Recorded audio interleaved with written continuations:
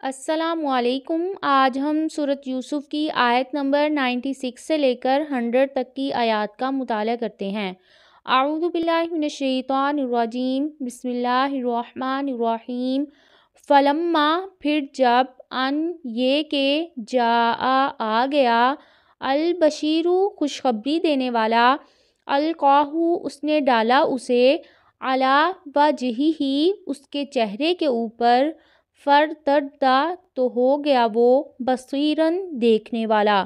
قال اس نے کہا، انی بے شک میں، اعلم میں جانتا ہوں، من اللہ اللہ تعالیٰ کی طرف سے، ما جو، لا تعلمون نہیں تم جانتے۔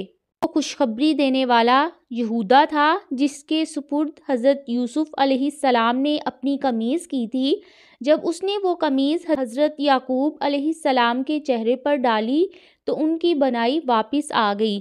تب انہوں نے سب سے مخاطب ہو کر کہا کہ میں نے تم لوگوں سے نہیں کہا تھا کہ میں اللہ تعالیٰ کی طرف سے وہ کچھ جانتا ہوں جو تم نہیں جانتے ہو۔ قالوا انہوں نے کہا، یا ابانا اے ہمارے ابا جان، استغفر بخشش مانگیے، لنا ہمارے لیے، ذنوبنا ہمارے گناہوں کی، انا بے شک ہم، کننا تھے ہم، خاطئین خطا کار۔ بھائیوں نے اپنے باپ سے کہا کہ ہم نے یوسف اور آپ کے حق میں جو غلطیاں کی تھیں ان کی اللہ تعالیٰ سے ہمارے لیے مغفرت طلب کریں۔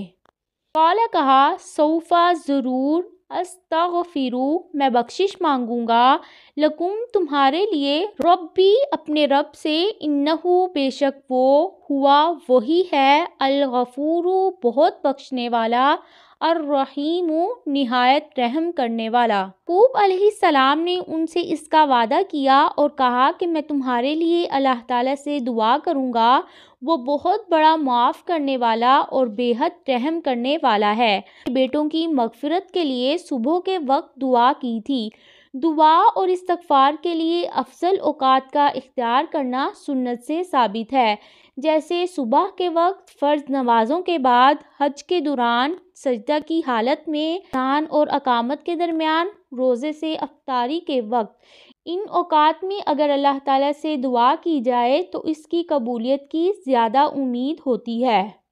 پھر جب، داخلوا وہ داخل ہوئے، علی اوپر، یوسف یوسف کے، آوا اس نے ٹھکانہ دیا، الیہ اپنی طرف، ابویہ اپنے والدین کو، وقال اور کہا، ادخلوا داخل ہو جاؤ، مصر مصر میں، ان اگر، شاء چاہا، اللہ تعالیٰ نے، آمینین امن والے ہو کر۔ یعقوب علیہ السلام تمام بچوں، جانوروں اور ساز و سامان کے ساتھ کنعان کی سرزمین سے مصر کی طرف روانہ ہو گئے۔ ان کا بیٹا یہودا پہلے گیا تھا تاکہ یوسف علیہ السلام اسے وہ جگہ بتا دے جہاں ان سب کو آباد ہونا تھا اور جس کا نام جاسان تھا۔ یوسف علیہ السلام نے اپنے باپ سے شہر سے باہر نکل کر ملاقات کی۔ جب یعقوب علیہ السلام نے انہیں دیکھا تو ان کی گردن سے چپک کر بہت دیر تک روتے رہے۔ یوسف علیہ السلام بھی اپنے باپ اور ماں سے مل کر روتے رہے، چونکہ انہوں نے شہر سے باہر اپنے والدین، بھائیوں اور دیگر رشتہ داروں کا استقبال کیا تھا، اور سب رشتہ داروں سے کہا کہ اب آپ لوگ پورے امن و ایمان کے ساتھ شہر میں داخل ہو جائیں۔ ورفع اور اوپر بٹھایا، ابویہ اپنے والدین کو، علی العرش تخت پر، وخروا اور وہ سب گر پڑے، لہو اس کے لیے، سجداً سجدہ کرتے ہوئے۔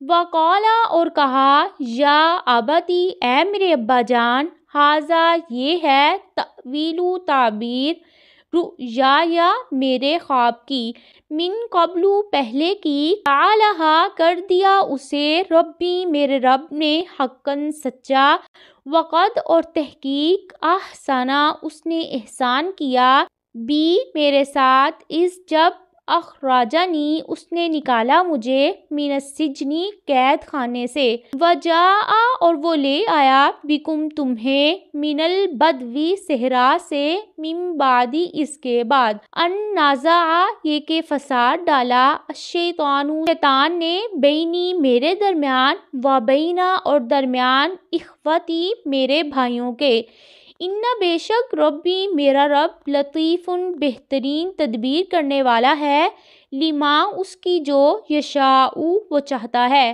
انہو، بے شک وہ، ہوا، وہی ہے، العلیم، بہت علم والا، الحکیم، خوب حکمت والا۔ جب یوسف علیہ السلام اپنے ماں باپ کو لے کر دارالسلطنت پہنچے تو انہیں اپنے ساتھ شاہی تخت پر بٹھا لیا۔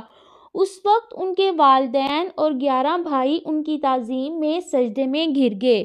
تب یوسف علیہ السلام نے کہا، ابا جان، میرے گزشتہ خواب کی یہی تعبیر تھی جسے اللہ تعالیٰ نے سچ کر دیا، اور اس نے مجھ پر یہ احسان کیا کہ مجھے جیل سے نجات دی۔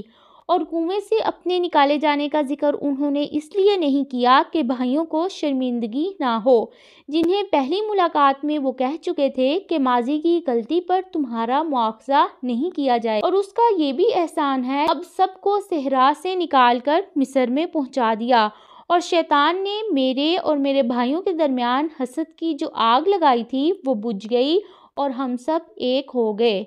یہ تھی آج کی وہ آیات جن کا ہم نے مطالعہ کیا۔